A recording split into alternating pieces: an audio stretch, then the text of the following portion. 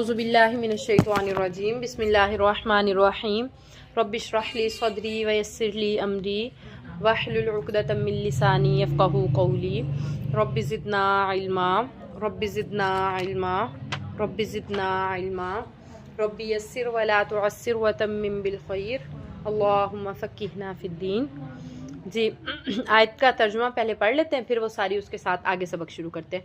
جی وَاتَّبَعُوا مَا تَتْلُو الشَّيَاطِينُ عَلَى مُلْكِ سُلَيْمَانَ، اور سلیمان علیہ السلام کے دور حکومت میں یہودیوں نے جو شیطان پڑھتے تھے اس کی پیروی کی۔ وَمَا كَفَرَ سُلَيْمَانُ وَلَكِنَّ الشَّيَاطِينَ كَفَرُوا، لیکن سلیمان علیہ السلام نے کفر نہیں کیا تھا اور شیطانوں نے کفر کیا تھا۔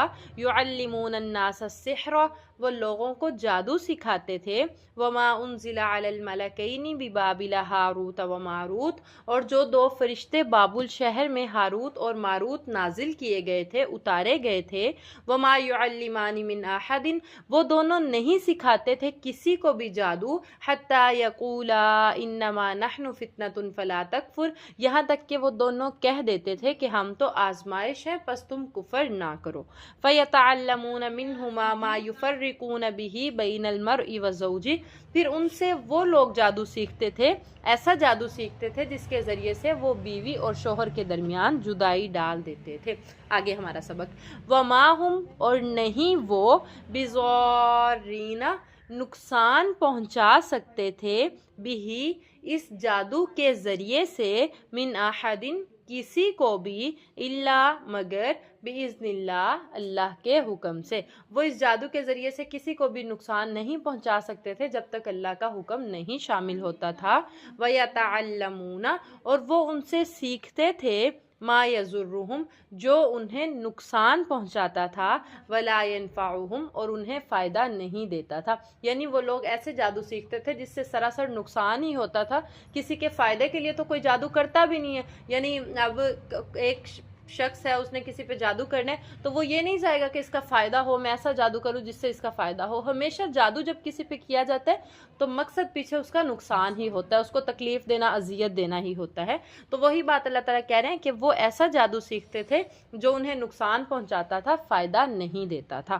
وَلَقَدْ، اور البتہ تحقیق، عَلِمُوا، انہوں نے اس بات کو جان لیا، لَمَنِ اشْتَرَاهُ، البتہ جس نے اس کو خریدا، مَا لَهُ، نہیں ہے اس کے لیے، فِي الْآخِرَةِ، آخرت میں، مِنْ خلاق، کوئی حصہ۔ وہ اس بات کو بھی جانتے ہیں جس نے یہ جادو سیکھا، سکھایا، خریدا، اس کو، اس عمل کو کیا، اس کے لیے آخرت میں کوئی حصہ نہیں ہے۔ وہ اپنی دنیا بھی خراب کر لیتا ہے، ہاں دنیا میں وقتی طور پر وہ کسی پہ جادو کر کے جو ہے خوش ہو سکتا ہے، اس کو دلی سکون مل سکتا ہے اس بات پہ کہ اگلا بندہ تکلیف میں ہے، لیکن یہ ہماری جو ہے ایک بہت بری بات ہے کہ کوئی تکلیف میں ہو اور ہمیں اس سے خوشی ملے، لیکن لوگوں میں یہ احساس نہیں ہوتا۔ تو وہ جادو کر کے وقتی آپ کو دلی کچھ سکون مل سکتا ہے اگلے کو اذیت میں دیکھ کے، لیکن آخرت میں آپ کا کوئی حصہ نہیں ہوگا جو ایسا جادو کرتے اور کراتے ہیں۔ وَلَبِئْسَ، اور البتہ برا ہے، مَا شَرَوْا، جو انہوں نے خریدا، بِهِ أَنفُسَهُمْ، اس کے ذریعے سے اپنے نفسوں کو، یعنی جو انہوں نے اپنے نفسوں کے ذریعے یہ کام کیا ہے، یہ خریدا ہے، یہ جادو سیکھا ہے، وہ بہت ہی برا ہے۔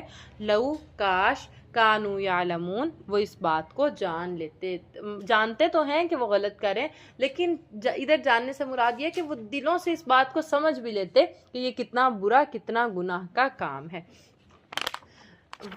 چلیں دوبارہ اس کو سن لیں، پھر اگلی آیت کو پڑھتے ہیں۔ وَمَا هُمْ بِضَارِّينَ بِهِ مِنْ أَحَدٍ إِلَّا بِإِذْنِ اللَّهِ، اور وہ اس جادو کے ذریعے سے کسی کو بھی نقصان نہیں پہنچا سکتے تھے مگر اللہ کے حکم سے۔